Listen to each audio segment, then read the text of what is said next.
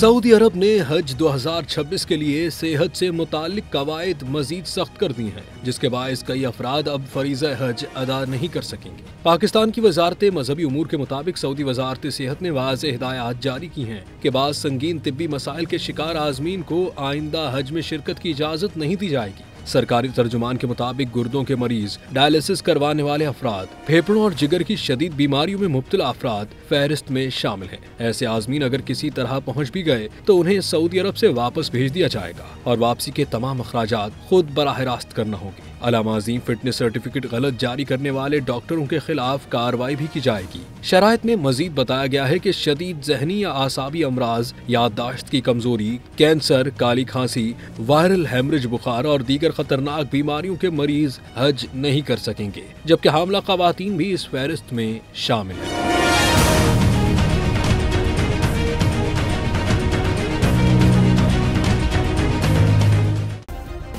Subscribe करें और bell दबाएं ताकि कोई खबर रह न जाए।